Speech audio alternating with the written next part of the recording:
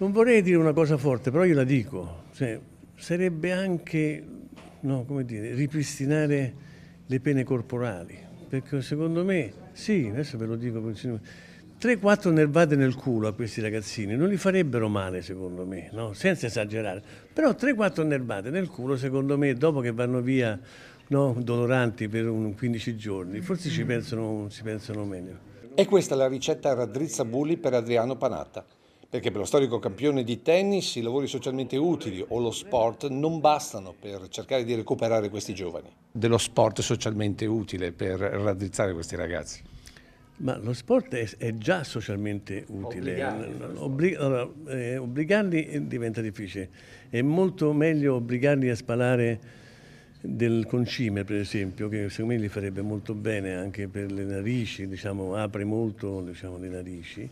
Lì sì obbligarli.